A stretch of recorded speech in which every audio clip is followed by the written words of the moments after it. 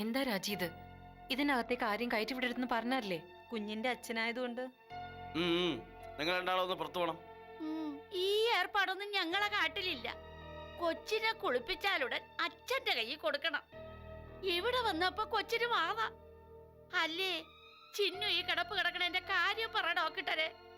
എന്റെ കൊച്ചിന് എന്നാ പറ്റി? മുത്തിയമ്മ ചെല്ല്, എല്ലാം ചിന്നുന്റെ ഗുണത്തിന് വേണ്ടിയാ. കരിമ, ഇത് സീനിയർ ഫിസിഷ്യനാ. എന്നാ കുന്തം വേണമെങ്കിലും ആയിക്കോട്ടെ, ചോദിക്കണേന് ഉത്തരം പറയാതെ ഉരുണ്ട് കളിക്കണ എന്നാത്തിനാ? 900 പേരെടുത്ത എന്നോടാ പുറത്തു പോകാൻ പറയണത്. കാര്യം അറിഞ്ഞിട്ടേ ഞങ്ങൾ പോകുന്നുള്ളൂ. ഡോക്ടറെ, ചിന്നു എന്താ ബോധം വരാത്തെ? വരും.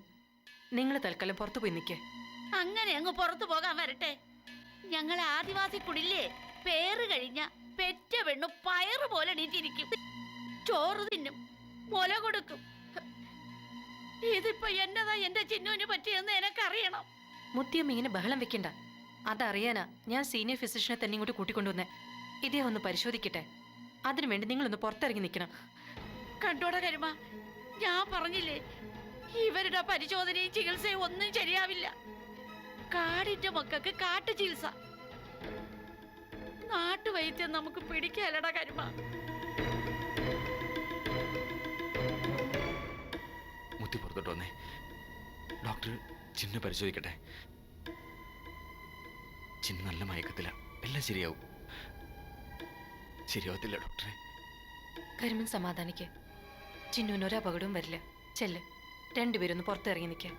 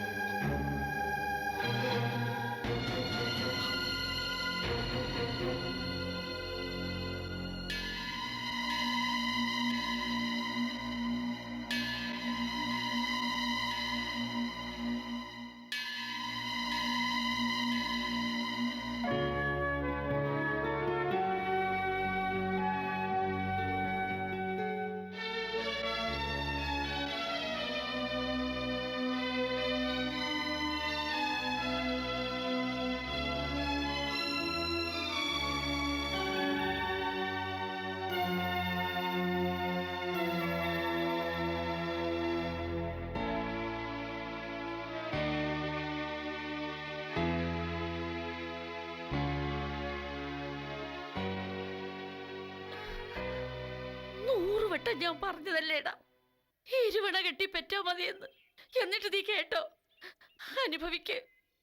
എന്റെ പനങ്കാളി ചിന്നു ഇനി കണ്ടു തുറക്കോയെന്തോ. വേണ്ടാനും പറയല്ലോ കേട്ടോ. ചിന്നൊന്നും വരത്തില്ല. ഉടനെ ബോധം വരും. വരും വരും. നീ കാത്തിരുന്നോ അതിന്? സൂചി കുത്തിയാലൊന്നും പേരിന്റെ ഇരക്കേട് മാറില്ലട കരുമ. അതിന് പച്ച മരുന്നകത്ത് ചെല്ലണം. ഇച്ചിരി തുടല നീരില് നറുനണ്ടി കിഴങ്ങുന്ന അൽപ്പാമര മുട്ടും അരച്ച് കറുകപ്പുല്ലിന്റെ ചാറും ചേർത്ത് കൊടുക്കാൻ പറ ഡോക്ടറോട്. അകത്തെ പൊട്ടലും കീറലും ഒക്കെ ഉണങ്ങി കിട്ടും. ചെല്ലടാ കരുമ. എന്താടാ, നിനക്ക് നാവിറങ്ങി പോയോ?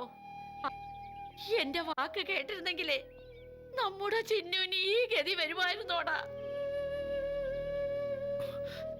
ചിന്നു എന്ത് ഗതി വന്ന മുത്തി പറയുന്നേ? നമ്മോട് മിണ്ടാണ്ട് ആ കിടപ്പ് കണ്ടപ്പോ എനിക്ക് പേടി വരണടാ. അവിടെ ചത്തുപോയാലോ? അതേടാ കരുമ, നമ്മുടെ ചിന്നുവിന് മിണ്ടുകയല്ല. നമ്മളെ വിട്ടവള് പോയാലോടാ. കൊല്ലുന്നില്ലാത്തിന് എങ്കി ആദ്യം ആ കള്ള ഡോക്ടറെ ചെന്ന് കൊല്ലണം. എടാ, അവരൊക്കെ പണക്കാരാ. കായും പണമൊക്കെ അവരെ ദൈവം. നിനക്കറിയോ, ചിന്നുവിനെ ഈ തറവാടിലേക്ക് പേരിനെന്ന് പറഞ്ഞു കൊണ്ടുവന്നത് ചതിച്ചു കൊല്ലാൻ നോക്കാനാണെന്നാ എനിക്ക് സംശയം. എന്തൊക്കെയാ മുത്തി പറയുന്നേ? അവളുടെ സ്വന്തം അപ്പനാ നേരിട്ടില്ല മുതലാളി. അവളുടെ രക്തം തന്നെയാ ഇവിടുത്തെ പാർവതി ഡോക്ടറും അർജുൻ സാറും സെലിൻ സാറും ഒക്കെ. അപ്പൊ പിന്നെ അത് എടാ മണ്ട, ചിന്നുവിന്റെ പേരിന് ചില്ലറ സ്വത്താണോടാ മുതലാളി എഴുതി വെച്ചിരിക്കണേ. ഏക്കർ കണക്കിന് പുരയിടവും വലിയ തറവാട് വീടും. എടാ, ആ മുതലാളി നല്ലവനാ. എനിക്ക് തമിശയില്ല. നാട്ടിലുള്ളവർക്കും കാട്ടിലുള്ളവർക്കും അങ്ങേര് ഇപ്പോഴും നീരേറ്റ് മുതലാളി തന്നെ, വലിയവൻ തന്നെയാ. പക്ഷെ മക്കളെ കാര്യം അങ്ങനെയല്ല. തമ്മി തമ്മി കീരിയും പാമ്പും അവറ്റകള്. സ്വത്തിന് വേണ്ടി കടിച്ചു കീറാൻ മടിയില്ലാത്തവരവര്. നിന്റെ ചിന്നുവിന്റെ സ്വത്ത് അടിച്ചു മാറ്റാനായിട്ടാണോ ഈ പേരെടുപ്പ് നടത്തിയതെങ്കിലോ? എടാ, നീ വെറും ഒരു പണ്ടനാ. നിന്റെ തല ഇതൊന്നും കേറുകയല്ല. എടാ, ചിന്നു പോയ അവക്കുള്ളതല്ല ഇവിടെ ഉള്ളവർക്ക് തന്നെ തിരിച്ചു കിട്ടും. അതൊക്കെ മനസ്സിലാക്കാനുള്ള ബുദ്ധി ഈ കാട്ടുമുത്തിക്കുണ്ടേ.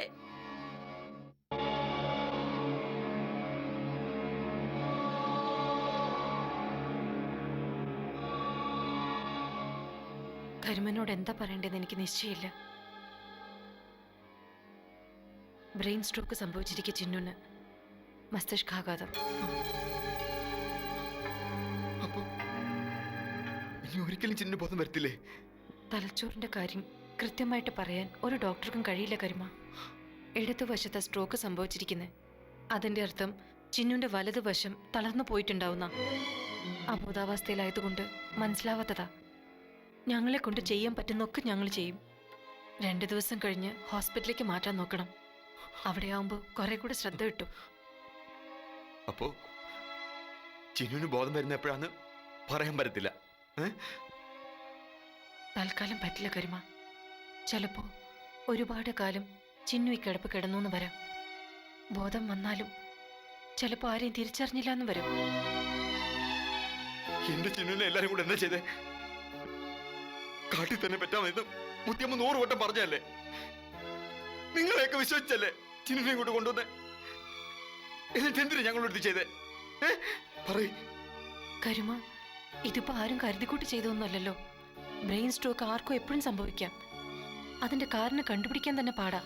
കള്ളവാ ഡോക്ടർ പറയുന്നേ. എന്തോ സൂചി കുത്തി വെച്ചപ്പോ മരുന്ന് മാറിയതായിരിക്കും അല്ലേ? എന്റെ ചിന്നുവിന് എന്തെങ്കിലും പറ്റിയാ എല്ലാവരും കൊന്ന് ഞാനും ചാവും. കരിമനാ പറയുന്നേ. എന്താ എന്താ എല്ലാരും കൂടി എന്റെ ചിന്നുവിനെ ശവംബരാക്കി കിടത്തിയില്ലേ?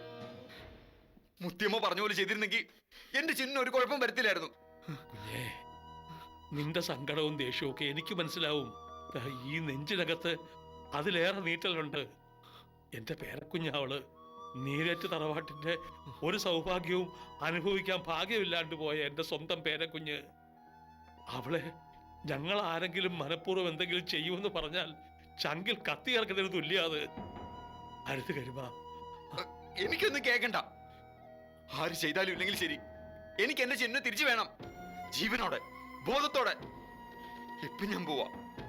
പക്ഷെ ഞാൻ തിരിച്ചു വരുമ്പോ എഴുന്നേറ്റ് നിൽക്കുന്ന എന്റെ ചിന്നു എനിക്ക് വേണം. അല്ലെങ്കിൽ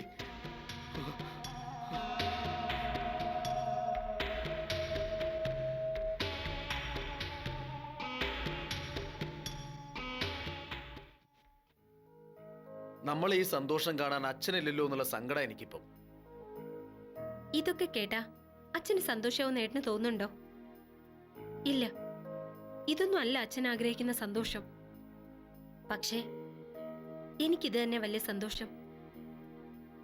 അങ്ങനെ ഒരു വലിയ സന്തോഷം പറയാനാണ് ഞാനിപ്പോൾ ഓടി വന്നത്. ഞങ്ങളുടെ കമ്പനിയുടെ മാനേജിംഗ് ഡയറക്ടറായി ഗോവിന്ദേട്ടൻ എന്നെ നിയമിച്ചു. അപ്പോ കമ്പനിയുടെ ഏറ്റവും ഉയരത്തിലുള്ള ആള് നീയാണിപ്പോ അല്ലേ? അതെ ഏട്ടാ, ഞാൻ കാത്തിരുന്ന മുഹൂർത്താണിത്.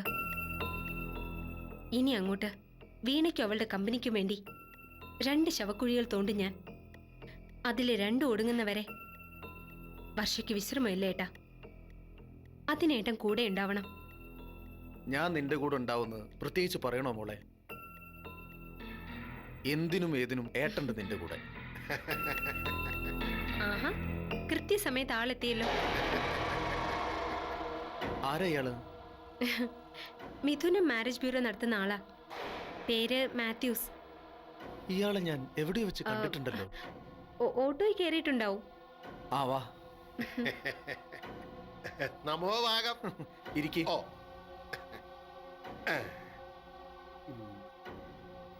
ഇതാണ് വരൻ അല്ലേ മാഡം? അതെ. നിങ്ങള് ജയിലിൽ കിടന്നിട്ടുണ്ടോ? പിന്നെ 2 വർഷം അവിടെ ആയിരുന്നു. കള്ളക്കേസിൽ കുടുക്കി അകത്തിട്ടതാ സഹോദര. കള്ളപ്പണക്കാരോടും പോലീസുകാരോടും എതിർക്കാൻ ശക്തിയില്ലാത്ത ഒരു പാവം ദൈവവിശ്വാസിയാ ഞാൻ. എന്നെയും കള്ളക്കേസ് കുടുക്കിയതാ. കണ്ടോ, അപ്പോ നമ്മൾ ഒരേ തൂവൽ പക്ഷികളാ. ദേ ഈ ഫോട്ടോ ഒന്ന് നോക്കിയാട്ടെ. നോക്കി. അച്ഛൻ ഗൾഫിലായിരുന്നു, ഇപ്പൊ നാട്ടിലുണ്ട്. 2 ആങ്ങളമാർക്ക് ഒരേ ഒരു അനിയത്തി, മാലാഖയെ കൂട്ട് നല്ല സുന്ദരി. എനിക്ക് നേരിട്ടറിയാം. പിന്നെ എന്തുവാന്ന് വെച്ചാല് സ്ത്രീധനം ഒന്നും കിട്ടത്തില്ല. ആ, അച്ഛൻ ഗൾഫിലാണെന്ന് പറഞ്ഞിട്ട് ഇവിടെ ബിസിനസ് ചെയ്ത് കുത്തുവാള എടുത്തു. പിന്നെ എന്തോ ചെയ്യും? ഏട്ടന് ഇഷ്ടപ്പെട്ടോ? എനിക്കിഷ്ടായി. ഫോട്ടോ നല്ലതാ, ബാക്കിയൊക്കെ നീ അങ്ങ് തീരുമാനിച്ചാ മതി. എങ്കി നമുക്കൊരു ദിവസം പോയി നേരിട്ടൊന്ന് കാണാം. ഏട്ടനെ ഈ പാർട്ടിക്കൊന്ന് കാണണ്ടേ? ഇതാ മാത്യു സിസ്റ്റം വെച്ചോളൂ. ഓ മാഡം, 1 രൂപ തുട്ടുണ്ടോ? കാണും, 501 വേണമായിരിക്കും അല്ലേ?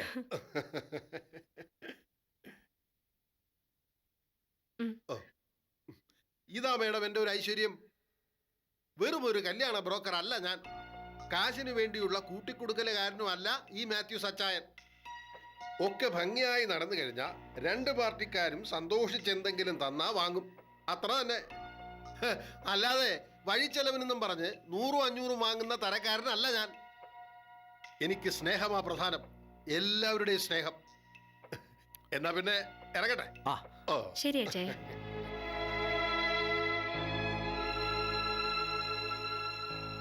ഇക്കാലത്ത് ഇങ്ങനെയുള്ള ആൾക്കാരും ഉണ്ടല്ലോ. നല്ല മനുഷ്യൻ, പാവം.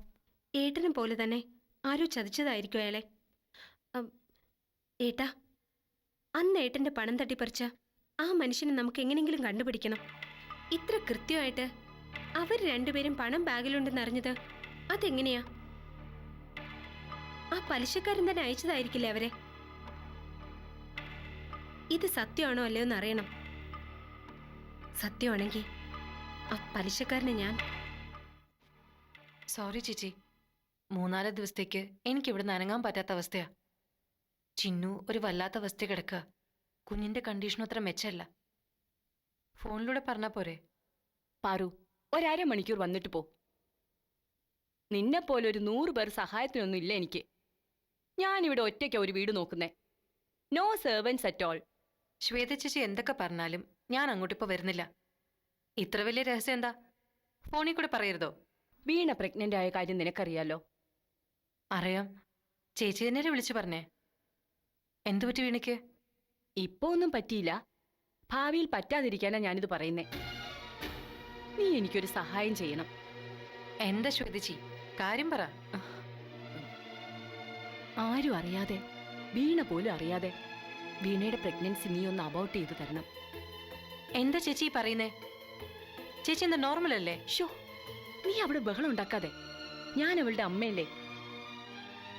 അവളുടെ നന്മ ഓർത്താ ഞാനിത് പറയുന്നേ. നീ ഒന്നും മനസ്സിലാക്ക്.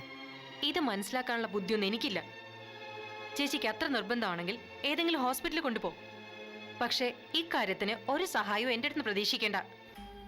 പാർവതി, പ്ലീസ്. ഞാനിത് എന്തുകൊണ്ടാ പറയുന്നതെന്ന് നീ അറിയണം. സുധീഷിന്റെ പോക്കത്ര ശരിയല്ല. അവന് പഴയ കാമുകി ആ വർഷയുമായിട്ട് ഇപ്പോഴും ബന്ധമുണ്ട്. എന്റെ കണക്കുകൂട്ടൽ ശരിയാണെങ്കിൽ സുധീഷ് വീണയെ ഡൈവോഴ്സ് ചെയ്യും, വർഷയെ കല്യാണം കഴിക്കുകയും ചെയ്യും. പിന്നെ അവന്റെ കുഞ്ഞിനെയും വെച്ച് എന്റെ മോൾ എന്ത് ചെയ്യാൻ? ജീവിതം നരകമാക്കാനോ? എനിക്കിത് സമ്മതിച്ചു കൊടുക്കാൻ പറ്റില്ല. അതുകൊണ്ടാണ് ഞാൻ പറയുന്നത് അബോർഷൻ നടത്തണം. സോറി ശ്വേത ചേച്ചി, എൻ്റെ ഹോസ്പിറ്റലിൽ ഒന്ന് കോണ്ടാക്ട് ചെയ്ത് നോക്ക്. വേണമെങ്കിൽ എൻ്റെ പേരും റെഫർ ചെയ്തോ. പക്ഷേ ഇക്കാര്യത്തിൽ നേരിട്ടോ അല്ലാതെയോ ഒരു വാക്ക് ഞാൻ പറയില്ല. Okay, by.